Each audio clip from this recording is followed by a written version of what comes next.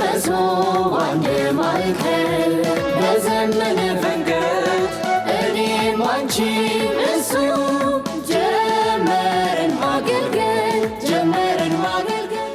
Tajaajilli socho'aa Awutoobisii Masoob tajaajila mootummaa barbaachisoo ta'an kallattiin hawaasa biraan ga'uu fi hanqinoota kanaan dura gama tajaajilaan turan kan furedha. Awutoobisichi tajaajilaaf qophaa'e meeshaalee guutuu kan qabuu fi akka giddugaleessa tajaajila of danda'etti kan ijaarame yoo ta'u, hojii mahata si'ataa fi amansiisaa mirkaneessuuf teekinooloojiiwwan ammayyaa fi sirna qindaa'aa of keessatti kan qabate ta'uu kantiibaan magaalaa Finfinnee Aadde Adaanech Abeebee himan. በአውቶቢስ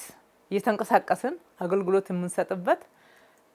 አገልግሎት ወደ ህዝብ ነው አውቶቢሲዳን socho'aa tajaajila kan itti kenninuudha tajaajilli gara uummata dhaqaa jira jechuudha waajjiraaleen mootummaa uummanni gara isaanii dhaqutti dabalatee mootummaan ofiisaaf gara uummanni jirutti dhihaatee ofiisaaf deemee kan itti tajaajilu sirna tajaajila haaraa uummata keenyaaf misraachoo ta'e qabannee dhufne. Awutoobisichi sirna hiriira maamiltootaa ittiin qindeeffamu kan qabu humna ibsaa tajaajila kanaaf barbaachisu kan qabu intarneetiin amansiisaanis keessatti kan hidhamee fi waajjiraalee torba iddoo tokkotti kan fide ta'uu kantiibaa Adaanech ibsaniiru. አውቶቢሱ እንደምናየው በኤሌክትሪክ የሚጠቀም ነው መብራት ጠፋ አይባልም ሶላር አርገነዋል አውቶቢሲchi akkuma ilaallu humna elektrikaa kan fayyadamuudha ibsatu bade hinjettu soolaarii itti gooneerra baatiriin isaa guddaa fi chaarjii kan ta'uudha intarneetiin saatalaayitiidhaan yookaan anteenaadhaan bakka socho'uu marattuu kan addaan hin cinne ta'ee bifa guutuu ta'een kan hojjetame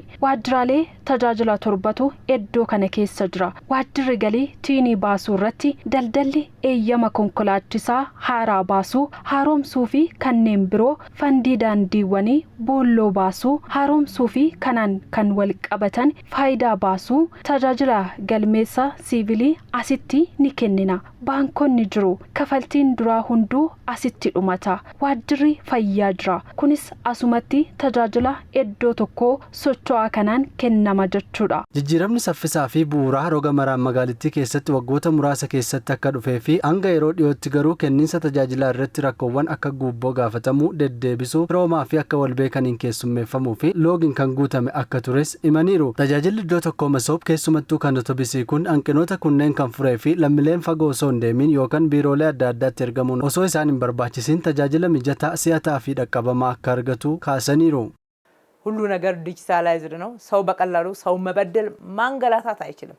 ሰው ቀድመ ሁኔታውን ካሟላ ሲስተሙ ራሱ ነው የሚታዘዘውና አገልግሎት የሚሰጠው wanti hunduu dijitaalawaadha namni akka salphatti nama miidhuu fi deddeebisuu hin danda'u tajaajilamaan wanta isarraa barbaadamu dursee yoo guuttate sisteemichumatu mataa isaattuu ajajamee tajaajila kenna yeroon waraqaa eenyummaa kootii dhumee torbee tokko duwwatu hafee ture kanas asumatti ashaaraa kennee battalumatti waraqaa eenyummaa koo haaromfadheera eegaa daqiiqaa keessatti Itiyoophiyaa keessatti gochuu danda'uun ce'umsa guddaadha kun ce'umsa jedhamu baannaan maal jedhamuu danda'a tajaajiloonni hunduu akka galaniif ammoo onnee guutuun ni hojjanna waajjirri lafaa tajaajiloonni galiiwwanii guutuun kan daldalaa guutuun yeroo dhihootti gara tajaajila iddoo tokko socho'aa kanatti ni galchina irra deebiin baga gammaddan jechuun barbaada. Tajaajila iddoo tokko Masoob agayya bara 2017 jalqabuu keenyaan hanqinoota kenniinsa tajaajilaa irratti nu mudataa turan furuu dandeenyeerra kan jedhan Aadde Adaanech Awutoobisichi tajaajila addis Masoob sadarkaa guutuun kan eegale waan ta'eef uummanni keenya dammaqinaan akka itti fayyadamanis waamicha taasisaniiru.